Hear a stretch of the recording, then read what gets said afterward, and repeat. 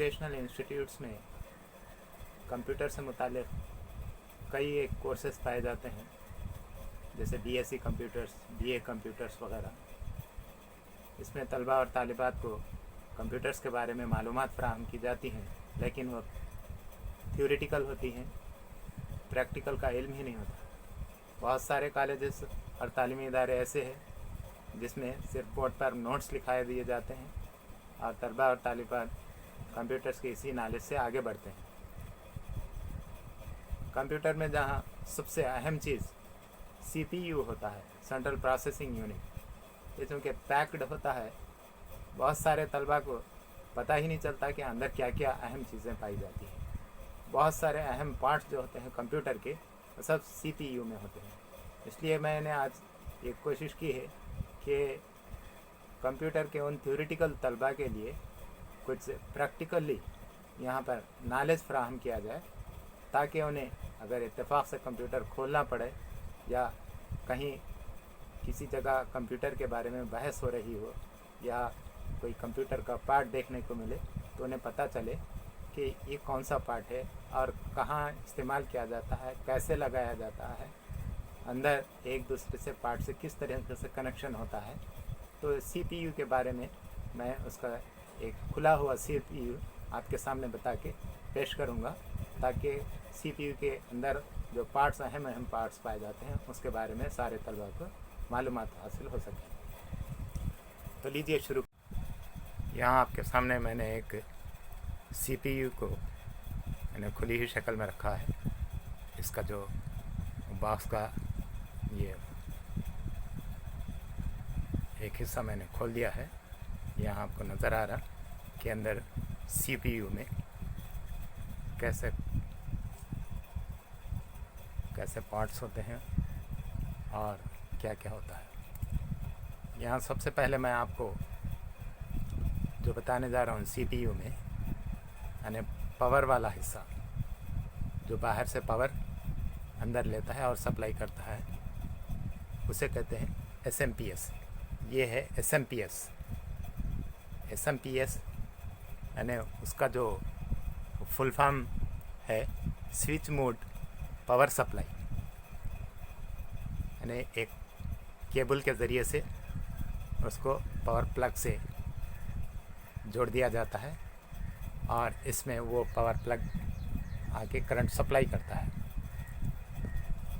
इस एसएमपीएस में जो करंट आता है वो घर के प्लग से वो एसी होता है, यानी अल्टरनेट करंट होता है, और एसएमपीएस उसको डीसी में चेंज कर देता है, क्योंकि इसके जितने भी पार्ट्स हैं जिसको करंट सप्लाई किया जाता है एसएमपीएस के ज़रिए से, डीसी करंट सप्लाई करता है। वोल्टेज जो होता है डीसी यानी डायरेक्ट करंट, जो बैटरी का करंट भी कहा जाता है, उस तरीके से यानी छोटे करंट में तब्दील कर देता है। एसएमपीएस का काम ये होता है कि वो एसी को डीसी में तब्दील करे, और एसी को डीसी में तब्दील करने के साथ साथ ये कई वायर्स जो इसके कनेक्टर्स होते हैं वो बाहर उसके अंदर से आते हैं, और जिसको यानी पार्ट को पावर की ज़रूरत है वो एसएमपीएस से निकले हुए कनेक्टर से लगाते हैं। यहाँ आप देखो एक कूलिंग फ़ैन है। इस कूलिंग फ़ैन को भी एक कनेक्टर के ज़रिए से जोड़ा गया है, और ये कूलिंग फ़ैन को भी एसएमपीएस का डीसी करंट पहुंचाया जा रहा है। उसी तरीके से एसएमपीएस से ये निकलने वाला ये कनेक्टर एक यहाँ से सीडी ड्राइव को जाता है। सीडी ड्राइव को करंट की ज़रूरत होती है वो फिरने के लिए, वो भी एसएमपीएस का कनेक्टर उसको कनेक्ट करता है। इसी तरीके से एक हार्ड डिस्क, ये जो हार्ड डिस्क है, ये हार्ड डिस्क है, इस हार्ड डिस्क को भी इस कनेक्टर के ज़रिए से पावर सप्लाई किया जाता है। और भी कई उसके कनेक्टर्स होते हैं जिन यानी पार्ट्स को करंट की ज़रूरत होती है वो एसएमपीएस के कनेक्टर से जोड़ दिए जाते हैं। तो ये एसएमपीएस जो होता है डीसी करंट बनाता है, एसी जो घर के करंट को डीसी में तब्दील करके इनको 230 वोल्ट्स पे चलता है। इस तरीक़े से ये SMPS एक अहम पार्ट होता है। और ख़ुद इसके अंदर भी एक कूलिंग फ़ैन होता है, जो फ़ैन इसके अंदर जो पैदा होने वाली गर्मी है उसको बाहर फेंकता है। जैसे यहाँ पर ये SMPS का फ़ैन है, और SMPS को इससे कनेक्ट करने के लिए ये मेन प्लग से ये कनेक्टर है। ये देखिए, ये SMPS ने SMPS एक बहुत ही इम्पॉर्टेंट पार्ट हुआ। और उसके बाद CD ड्राइव देखिए, CD ड्राइव जो है यहाँ पर है,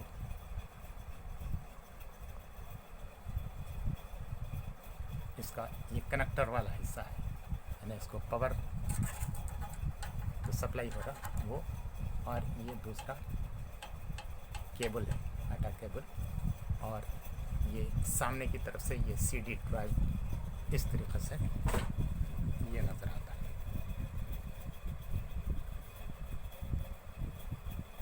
CD ड्राइव, ये शटर होता है, ये खोलने से शटर बाहर आने के बाद उसमें CD डाली जाती है। ये CD ड्राइव इस तरीक़े से कनेक्ट होता है। और एक जो पार्ट इसके अंदर मोस्ट इम्पॉर्टेंट पार्ट जो होता है वो पार्ट है नहीं, ये जो हरा बोर्ड नज़र आ रहा है ये मोस्ट इम्पॉर्टेंट होता है। इसे कहते हैं मदरबोर्ड। ये मदरबोर्ड कहलाता है, यानी प्रिंटेड सर्किट बोर्ड होता है, उसके ऊपर सारे चिप्स लगे हुए रहते हैं और वो कंपनी से तैयार हालत में आता है। बाद में इसको असेंबल करने के लिए जो जो चीज़ों की ज़रूरत है उसको लगाया जाता है। ज़्यादातर उसका जो स्टैंडर्ड मदरबोर्ड होता है वो इंटेल का होता है। ये सारे चिप्स पड़ रहे हैं, इसमें नज़र आ रहे हैं, ये सब लगे हुए कंपनी से तैयार हालत में आते हैं। उसको असेंबल करने से पहले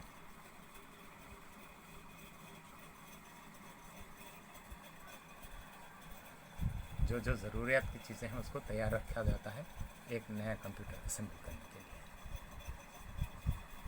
इसे कहते हैं मदरबोर्ड।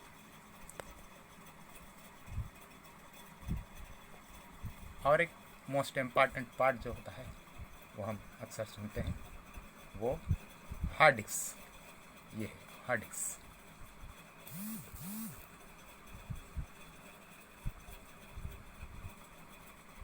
ये एक फिक्स्ड मेमोरी डिवाइस होता है हर कंप्यूटर में, और 500 GB, 1000 GB और भी उससे ज़्यादा पावर के भी हार्ड डिस्क मार्केट में अवेलेबल है। यहाँ पे ये है हार्ड डिस्क। इस हार्ड डिस्क को भी एक मदरबोर्ड से इस केबल के ज़रिए से जोड़ा गया, और ये पावर कनेक्टर है वह SMPS से इस हार्ड डिस्क को पहुँचाया जाता है। हार्ड डिस्क ये ज़रूरी एक पार्ट होता है कंप्यूटर का, मेमोरी डिवाइस होता है, और इसी मेमोरी डिवाइस के ज़रिए से कंप्यूटर को बूटिंग भी मिलती है। यहीं से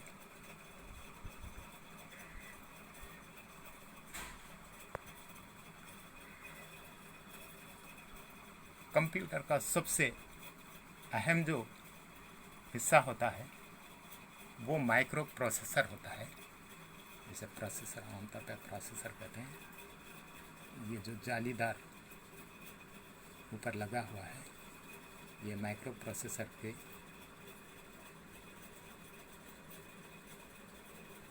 प्रोटेक्ट करने के लिए ये ऊपर से होता है, और अंदर जो माइक्रो प्रोसेसर होता है वो मेन होता है। जिस तरीके से एक सेल फ़ोन के अंदर सिम कार्ड होता है, सिम कार्ड के बगैर सेल फ़ोन काम नहीं करता, उसी तरीके से इस कंप्यूटर के अंदर माइक्रो प्रोसेसर भी उसी स्टाइल में थोड़ा सा बड़ा होता है। लेकिन बहुत ही अहम होता है।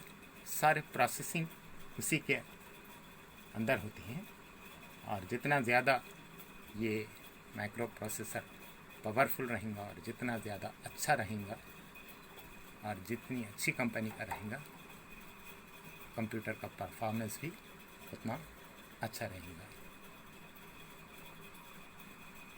इस माइक्रो प्रोसेसर के ऊपर एक फ़ैन फिट होता है, क्योंकि मुसलसल काम करने की वजह से माइक्रो प्रोसेसर गर्म हो सकता है और फेल भी हो सकता है। इसलिए जैसे ही कंप्यूटर चालू होता है, ये फ़ैन भी चालू हो जाता है, और इसका भी कनेक्ट इसी SMPS से होता है। ये माइक्रो प्रोसेसर को ठंडा रखने का काम करता है।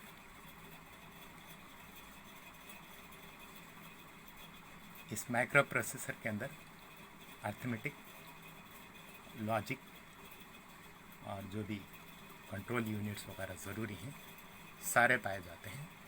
उसी के अंदर सारे चीज़ों की प्रोसेसिंग होती है, और वो कंप्यूटर को मालूमात पहुंचाता है, जहां भेजना है वहां भेजता है प्रोसेसिंग के ज़रिए से। इस माइक्रो प्रोसेसर के अंदर लाखों की तादाद में ट्रांजिस्टर्स, रेसिस्टर्स और कंडेंसर्स वगैरह होते हैं, जो इसको कंडेंस करके इसको बहुत ही माइक्रो बनाने की कोशिश की गई, इसलिए माइक्रो प्रोसेसर हुआ। वो टेक्नोलॉजी के साथ साथ छोटा होता गया, माइक्रो प्रोसेसर। इब्तिदा में जब कंप्यूटर बनाया गया तो वो बड़ी शक्ल में हुआ करता था। इसके अलावा और जो सबसे अहम जो होता है इसके अंदर, वो राम चिप या राम कार्ड कहलाता है। ये जो राम कार्ड है, ये हरे रंग के दो है स्लॉट्स बाज़ मरतबा एक में ही पावरफुल लगा दिया जाता है, बाज़ मरतबा दो इस्तेमाल किए जाते हैं इसके। ये भी मदरबोर्ड से जुड़े हुए होते हैं, यानी मदरबोर्ड इंतहाई अहम होता है। उसमें सर्किट्स बने हुए रहते हैं, जो चीज़ जहाँ लगाने का है उसके लिए स्लॉट बने हुए रहते हैं। हम चाहे तो दो की जगह एक भी लगा सकते हैं ज़्यादा पावर का, और बाद में एक्स्ट्रा भी स्लॉट्स लगे होते हैं, ताकि आगे चल के हम उसको RAM बढ़ाना है तो वो कंप्यूटर के परफॉर्मेंस को बढ़ाता है। RAM कार्ड ये करता है कि जब कंप्यूटर चलते रहता है तो उसके अंदर जो मेमोरी मौजूदा, जो मेमोरी कंप्यूटर चलने के दौरान है, बाज़ मरतबा हम सफ़े को बैक करते हैं, बाज़ मरतबा एक सफ़े के बाद दूसरा सफ़ा वैसे ही खोलते हैं और तीसरा पेज भी खुला रखते हैं, तो वो सारी मेमोरी जो आर्जी होती है, जो टेम्पररी मेमोरी होती है, वो RAM कार्ड संभालता है। और जब तक उसके अंदर पावर सप्लाई रहता है, कंप्यूटर चलते रहता है, जब तक उसको मेमोरी में रखता है। लेकिन एक मरतबा कंप्यूटर बंद हुआ, दोबारा चालू करने तक वो पुरानी मेमोरीज में से ख़त्म हो जाती है। इसका काम ये होता है, ये RAM कार्ड।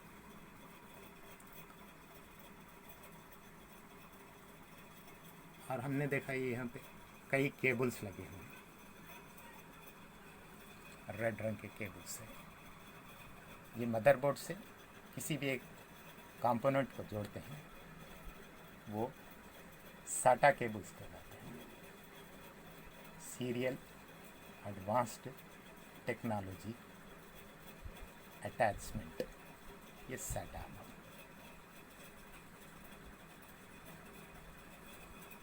ये केबल्स SATA केबल कहलाते हैं, और ये हार्ड डिस्क को भी जोड़ने के लिए इस्तेमाल किया गया SATA केबल।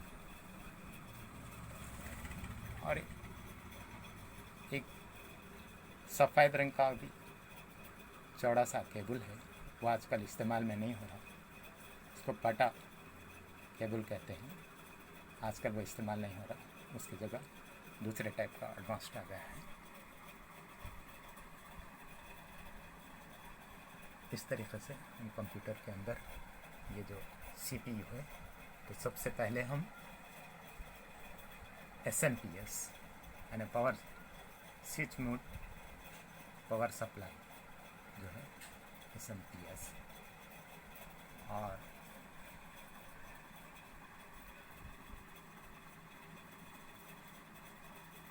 ये फैन के नीचे की तरफ प्रोसेसर होता है अंदर, जैसे सिम कार्ड इंस्टॉल करते हैं वैसे ही इंस्टॉल करने के बाद उसके ऊपर एक फ़ैन लगाया जाता है ठंडा रखने के लिए। और ये हरे रंग का जितना भी नज़र आ रहा है ये सारा का सारा मदरबोर्ड है। इसके अंदर कई चिप्स लगे हुए रहते हैं, तैयार होता है और तैयार मिलता है मदरबोर्ड। और इस मदरबोर्ड के अंदर लगे हुए ये 2 हरे रंग के जो नज़र आ रहे हैं राम चिप्स या राम कार्ड्स है, रैंडम एक्सेस मेमोरी जिसे कहा जाता है। और ये है हार्ड डिस्क,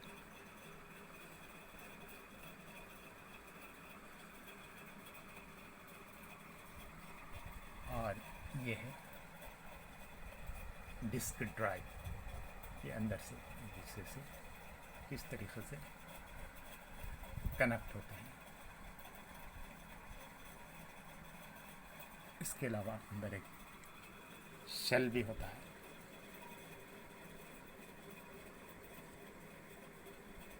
जिसकी वजह से हम टाइम वगैरह से करंट अगर हम बंदी कर दें सप्लाई तो वो बहुत सारी चीज़ों को टाइम डेट वगैरह को महफूज रखता है।